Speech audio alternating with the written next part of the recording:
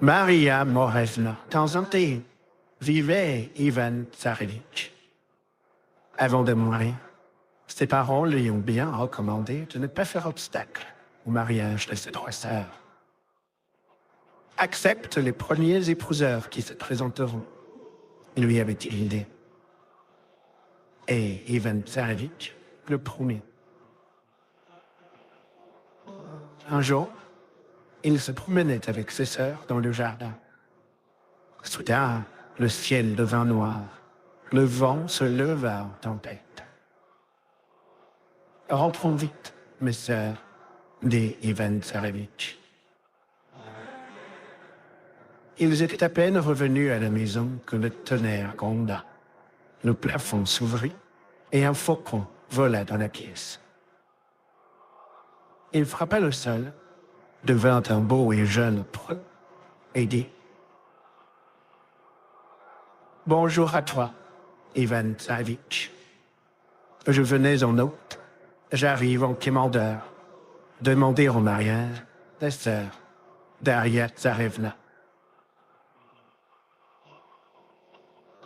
Ma sœur est libre de son choix, répondit le Tsarevitch. Si elle y consent, je n'ai rien contre. Daria Tsarevna consentit à épouser le faucon.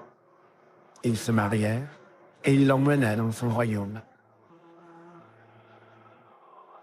Jour après heure, mois après semaine, une année passa. Ivan Tsarevitch se promenait dans le jardin avec ses deux sœurs, quand, soudain, le ciel devint noir et l'orage menaça. « Rentrons vite à la maison, » dit Ivan Tsarevitch. Ils étaient à peine entrés que le tonnerre gronda. La foudre tomba, le plafond s'ouvrit et un aigle vola dans la pièce. Il frappa le sol, devint un beau et jeune preux, et dit « Bonjour, Ivan Tsarevitch. Je venais en hôte, j'arrive en commandeur. Demandez ta sœur, Olga Tsarevna, en mariage. » « Si tu plais à ma sœur, » répondit Ivan Tsarevitch, « je ne dis rien contre. Épouse-la. » L'aigle épousa Olga Tsarevna et l'emporta dans son pays. Au bout d'une autre année, Ivan Tsarevitch se promenait dans le jardin avec sa plus jeune sœur, quand un orage terrible éclata. À peine à la maison, voilà le tonnerre qui gronde, la foudre qui tombe, le plafond qui s'ouvre. Un corbeau vole dans la pièce, frappe le sol, devient un jeune preux, un fier cavalier. Les deux autres étaient beaux, mais lui est magnifique. Et il dit « Bonjour à toi, Tsarevitch. Je venais en hôte, j'arrive en commandeur. Donne-moi ta sœur, Anna Tsarevna, au mariage. » « Si elle veut de toi, je n'y ai pas d'obstacle, » répondit-il. « Marie-vous. » Anna Tsarevna épousa le corbeau et le suivit dans son pays. Resté seul, Ivan Tsarevitch finit par s'ennuyer. Il se dit « Je vais voir où mes sœurs habitent, comment ils vivent. » Il chemina longtemps et arriva à un champ de bataille. Toute une armée y gisait. Ivan Tsarevitch s'écria « S'il y a ici âmes qui vivent, qu'on me réponde. Qui donc a massacré toute cette grande armée ?» Il restait un homme vivant qui lui répondit « C'est Maria Morevna, beauté altière, qui a massacré notre valeureuse armée. » Ivan Tsarevitch poursuivit sa route. À l'orée d'un bois, il vit des tentes blanches dressées de toits d'or barrés. Maria Morevna, beauté altière, d'une tente sortie, vint à sa rencontre. et le plus bas là-bas. Quel bon vent t'amène, Tsarevitch? Est-ce de bon vouloir que tu cours le monde, ou bien contraint et forcé? Le vaillant par contrainte ne se dérange, lui répondit Ivan Tsarevitch. Alors, puisque rien ne te presse, dit-elle, viens te reposer sous les blanches tentes. Le Tsarevitch ne demandait pas mieux. Il passa 2 nuits chez Maria Morevna. Il lui a plu, et ils se sont mariés. Et Maria Morevna, beauté altière, emmena Ivan Tsarevitch dans son royaume. Quelque temps plus tard, Maria Morevna a voulu partir en guerre. Elle laissa Ivan Tsarevitch prendre soin de la maison et lui dit: va partout, aie l'œil à tout, mais n'entre pas dans le réduit que voici, n'y jette même pas un regard. Mais, sitôt sa femme partit, Ivan Tsarevitch courut voir ce qu'il y avait dans le réduit. Et il y vit Kochtcheï l'immortel, carcasse sans chair, corps sans âme, qui pendait là sur 12 poutres, attachées par 12 chaînes. Kochtcheï supplia le Tsarevitch: aie pitié, donne-moi à boire. Voilà 10 ans que je n'ai eu une goutte d'eau. J'en ai la gorge sèche et la langue rêche. Ivan Tsarevitch eut pitié de lui et apporta un plein seau d'eau. Kochtcheï le but d'une haleine et demandait encore. Ce n'est pas assez pour étancher une soif de 10 années. Ivan Tsarevitch lui donna un autre seau plein. Kochtcheï le but et en redemanda. Et sitôt le 3e seau avalé, toute sa force lui revint. Il tira sur sa chaîne et brisa les 12 d'un coup. Merci, Ivan Tsarevitch, cria-t-il. Dis maintenant adieu à Maria Morevna, car plus jamais tu ne la reverras. En tournant, par la fenêtre s'envola. Sur la route, Maria Morevna rattrapa, la saisit et dans son antre l'emporta. Ivan Tsarevitch pleura amèrement, puis se mit en route. Quoi qu'il advienne, je retrouverai Maria Morevna. Il chemina un jour, puis 2. À l'aube du 3e, il vit un beau palais. Devant le palais, un chêne se dressait, et sur le chêne, un faucon perchait.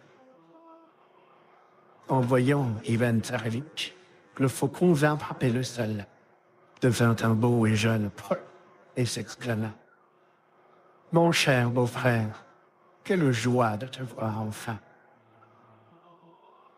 Là-dessus, Daria Tsarevna accourut, au cou de son frère se jeta, des nouvelles lui demanda, et toute sa vie lui raconta. Ivan Tsarevitch vécut 3 jours chez eux, puis s'excusa. Je ne peux pas rester davantage. Il me faut aller chercher Maria Morevna, beauté altière, et mon épouse bien-aimée.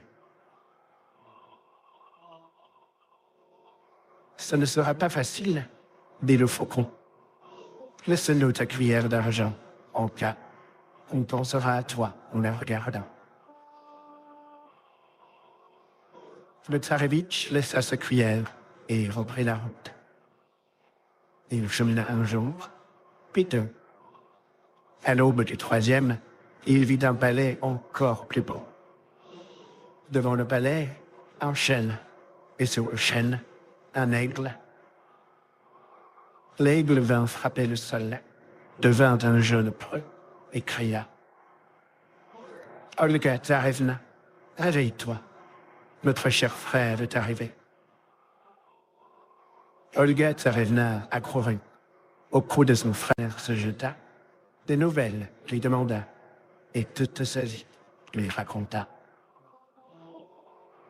Ivan Tsarevitch passa 3 jours chez eux, et au 4e s'excusa. Il me faut aller chercher Maria Morevna, ma belle épouse. La tâche est difficile, dit l'aigle. Laisse-nous ta fourchette d'argent, en cas. Nous penserons à toi en la regardant. Ivan Tsarevitch laissa sa fourchette et repartit. Il chemina un jour et 2. À l'aube du 3e, il vit un palais plus magnifique que les autres. Il y avait un chêne devant le palais. Sur le chêne, un corbeau. Le corbeau frappa le sol, devint d'un beau et jeune propre, et s'écria. Anna Tsarevna, viens vite, notre cher frère est là. Elle accourut. Au cours de son frère se jeta. Des nouvelles lui demanda. Toute sa vie lui raconta. Après 3 jours passés chez eux, Ivan Tsarevitch voulut repartir. Je dois aller chercher mon épouse, Maria Morevna. Ce sera bien difficile, dit le corbeau. Laisse-nous, en cas, ta tabatière d'argent. On pensera à toi en la regardant. Ivan Tsarevitch laissa sa tabatière et se remit en route. Il chemina tant qu'il finit par arriver jusqu'à Maria Morevna. En revoyant son doux ami, elle tomba dans ses bras, toute pleurante. Ah, que ne m'a-t-il écouté, Ivan Tsarevitch? Pourquoi es-tu entré dans le réduit? Pourquoi as-tu laissé partir Kochtcheï immortel? Pardonne-moi, dit-il. Ne remue pas le fer dans la plaie. Oublie les fautes passées. Sauvons-nous vite, tant que Kochtcheï n'est pas là. Il prit Maria Morevna sur son cheval et s'enfuit au galop. De ce temps, Kochtcheï était à la chasse.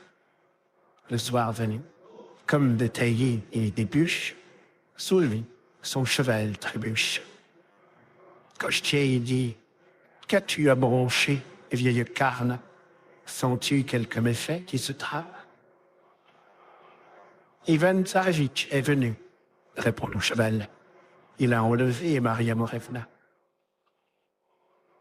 Peut-on les rattraper? On peut semer du blé, répond le cheval, attendre qu'il pousse, le moissonner, le moudre, cuire 5 fournées de pain, le manger et se mettre en chemin. Et même comme ça, on serait encore à temps. Kochtcheï eut vite fait de rattraper Ivan Tsarevitch et il dit « Passe pour cette fois. Tu m'as donné à boire, alors je te pardonne. Mais ne t'avise pas de recommencer. » Il saisit Maria Morevna, beauté altière, et s'enfuit. Ivan Tsarevitch s'assit sur une pierre, versant des larmes amères. Après avoir pleuré tout son seul, il retourna chez Maria Morevna. « Viens, partons vite, tant que Kochtcheï n'est pas là. » Je dis un peu, Ivan Tsarevitch, il va nous rattraper. Tant pis, ce sera toujours 1 heure de brise, 1 heure que nous aurons passée ensemble, tous les deux. Ils partirent. Le soir venu, au retour de la chasse, Kochtcheï détaillait des bûches, sous lui, son cheval trébuche. « Pourquoi bronches-tu, vieille carne? Sens-tu un méfait qui se trame? » Ivan Tsarevitch est venu. Il a emporté Maria Morevna. Peut-on les rattraper? On peut semer de l'orge, répond le cheval, la voir pousser, la moissonner, ou brasser de la bière, en boire tout son saoul et dormir là-dessus. En partant au réveil, on serait encore à temps. En peu de temps, Koshchei rattrapa les fuyards et cria. Une fois encore, je te pardonne, mais n'attends plus de grâce, je te couperai en morceaux. Koshchei emporta Maria Morevna, beauté altière, et Ivan Tsarevitch resta là, à pleurer.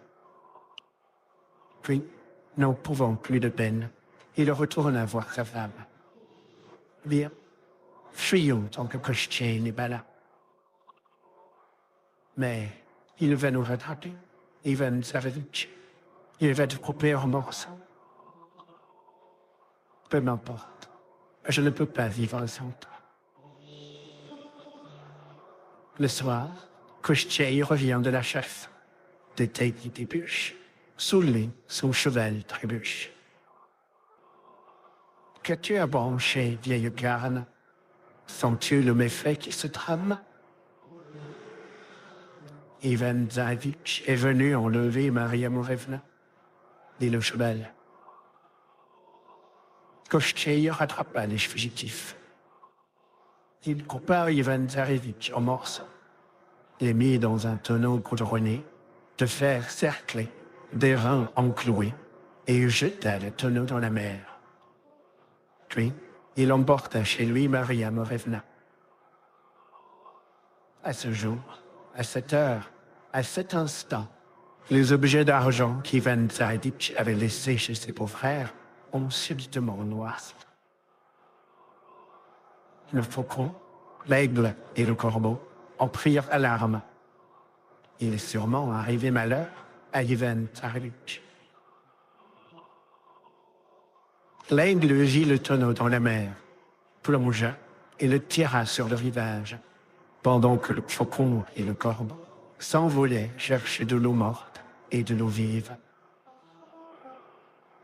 Une fois de retour, ils lavèrent les morceaux et les arrangèrent comme il convient. Le corbeau les aspergea d'eau morte et le corps se ressouda. Le faucon l'aspergea d'eau vive.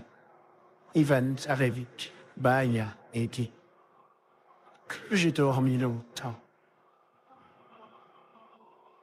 Sans nous, tu dormirais encore. Il faut que tu viennes maintenant chez nous, te reposer, reprendre des forces. » « Non, mes frères chéris, répondit-il, je retourne chercher ma femme. » Et il y retourna. Mais cette fois, il dit à Maria Morevna, « Tâche de savoir où Koshchei s'est procuré un si bon cheval. » Maria Morevna, beauté altière, guetta le moment propice, posa des questions subreptices et tira de Koshchei toute la vérité. À 29 pays d'ici, dans le 30e royaume, par-delà un fleuve de feu, vit Baba Yaga, vieille sorcière. Elle a une jument qui, en une journée, fait 3 fois le tour du monde. Et elle a encore beaucoup d'autres bonnes cavales. Je les ai gardées 3 jours durant. N'en ai pas perdu une seule. Et en récompense, Baba Yaga m'a donné un poulain. Mais comment as-tu fait pour traverser le fleuve de feu? J'ai un mouchoir magique. Par 3 fois, à droite, on l'agite et un pont se lève, si haut que les flammes ne peuvent l'atteindre. Maria Morevna répéta tout à Ivan Tsarevitch et lui remit le mouchoir qu'elle avait volé à Koshchei. Ivan Tsarevitch traversa le fleuve de feu et partit chez Baba Yaga. Il marcha longtemps, sans manger, sans boire. Et il avait grand faim quand il vit un oiseau des îles avec ses petits. Ça tombe bien, dit le Tsarevitch. Je m'en vais manger un de ces oisillons. Mais l'oiseau lui dit, Ne touche pas à mes petits, Tsarevitch. Bientôt, je te serai de grand secours. Il obéit. Peu après, il vit un essaim d'abeilles. Je vais prendre leur miel pour apaiser ma faim.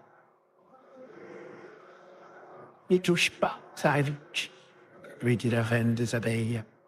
D'ici peu, je te serai de grand secours. Il obéit et poursuivit sa route. Il rencontra une lionne avec son lionceau. Ivan Tsarevitch avait si faim que la tête lui tournait. Je vais manger ce lionceau, se dit-il. Mais la lionne le supplia. N'en fais rien. D'ici peu, je te serai de grand secours. Ivan Tsarevitch serra sa ceinture et poursuivit à jeun son chemin. Bientôt, il vit la maison de Baba Yaga, de 12 perches entourées, sur 11 perches de têtes coupées, une 12e vacante. Bonjour, grand-mère, dit le Tsarevitch en entrant. Bonjour, Tsarevitch. Viens-tu de plein gré ou par besoin?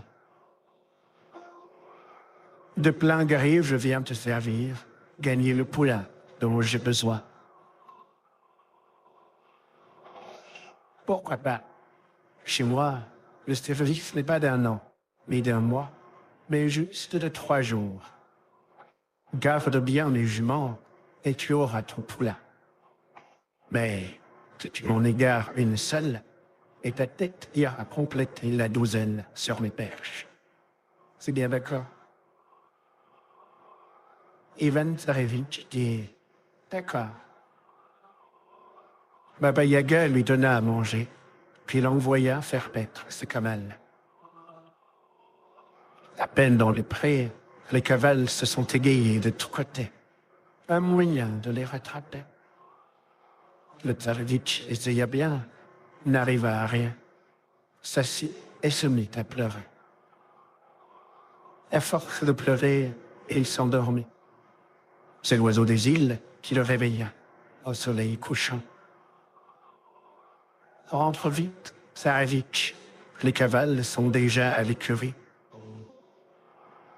En arrivant, Ivan Tsarevitch entendit Baba Yaga qui criait « Pourquoi êtes-vous toutes rentrées, grosses empotées ?» Un moyen de faire autrement, répondaient les cavales. Les mondes entiers sont venus des oiseaux, jusqu'ici pour nous ennuyer. Puisque c'est comme ça, dit Baba Yaga, demain, sauvez-vous dans la forêt. Le lendemain, Baba Yaga menaça encore Ivan Tsarevitch. Qu'une jument me manque, et c'est ta tête qui m'en répondra. À peine dans les prés, les cavales se sont égayées. Dans la forêt épaisse se sont cachés. Pas moyen de les retrouver. Ivan Tsarevitch chercha bien, ne trouva rien, se mit à pleurer et s'endormit. Au coucher du soleil, la lionne vint le réveiller. Entre à la maison, Tsarevitch. Les cavales y sont déjà. À la maison, Baba Yaga, pleine de rage, menait grand tapage. Pourquoi êtes-vous toutes revenues, Saloros? Comment faire autrement? Du monde entier, des bêtes féroces sont arrivées, nous ont attaqués, voulaient nous dévorer. Si c'est comme ça, demain, vous irez plonger dans la mer. Le lendemain, sitôt dans les prés, les cavales se sont égayées. Dans la mer bleue, on plongeait. Ivan Tsarevitch n'essaya même pas de les suivre.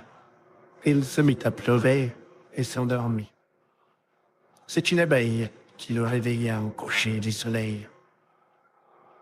Les cavales sont toutes à l'écurie, Tsarevitch. Mais en rentrant, ne te fais pas voir de Baba Yaga. Juste à minuit, va dans l'écurie. Là, dans un coin caché, dans du crottin couché, il y a un poulain galeux. Emmène-le et sauve-toi de la maison. Ivan Tsarevitch se glissa dans la maison et entendit Baba Yaga mener grand tapage. Tant c'est ses cavales qui lui répondaient. Plus moyen de ne pas rentrer. Du monde entier, des abeilles sont venues nous piquer, nous attaquer. Nous avons les naseaux en sang et les oreilles à vif. À minuit sonna, Ivan Tsarevitch prit le poulain galeux et courut au fleuve de feu. Il agita son mouchoir à droite, un pont s'éleva. Tsarevitch traversa, puis agita le mouchoir à gauche, mais 2 fois seulement. Le pont est resté, mais touche fragile, juste une apparence. Le matin, Baba Yaga ne retrouva pas son poulain galeux et, furieuse, se lança à la poursuite des Tsarevitch. Baba Yaga se dépêche, ne prend ni cheval ni calèche. Dans un mortier de fer, elle trotte. Du pilon l'asticote, du balai efface la trace. Elle monta sur le pont pour traverser le fleuve de feu. Mais le pont se rompit. Baba Yaga tomba dans le fleuve. Et ce fut sa fin. Ivan Tsarevitch mena son poulain dans les prés verts, les herbages gras. Et vite, le poulain se fit beau croissier. Alors, Ivan Tsarevitch revint chez Maria Morevna. Elle tomba dans ses bras. « Je te croyais mort. Comment t'en es-tu sorti ?» C'est arrivé comme ci et comme ça. Mais partons vite. J'ai peur, Ivan Tsarevitch. Kochtcheï va nous rattraper. Ne crains rien. J'ai un cheval qui vole. Le soir, Kochtcheï revient de la chasse. Détaillé des bûches, sous lui, son cheval trébuche. Tu bronches, vieille carne, sens-tu le méfait qui se trame? Ivan Tsarevitch est revenu. Il a emporté Maria Morevna.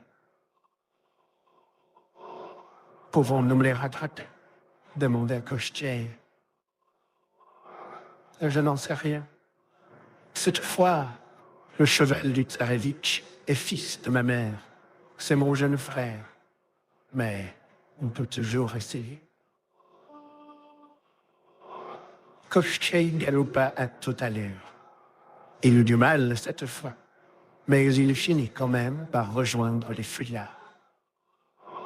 Kochtcheï sauta à terre, leva son cimeterre pour couper Ivan Tsarevitch en menus morceaux. Mais le cheval du Tsarevitch sur lui-même tourna et d'une grande ruade l'assomma. Maria Morevna, beauté héritière, prit le cheval de Kochtcheï, Ivan Tsarevitch le sien, et ils s'en allèrent sans se presser chez le corbeau, puis chez l'aigle et le faucon. Partout, ce n'était que fête, grande joie et liesse. Et ses beaux-frères disaient « Ah, Ivan Tsarevitch, on n'espérait plus te voir. Mais en voyant ta femme, on comprend le mal que tu t'es donné. De beauté pareille, il n'en existe pas sur toute la terre. » Après avoir festoyé joyeusement, Ivan Tsarevitch et Maria Morevna, beauté altière, s'en sont retournés dans leur royaume.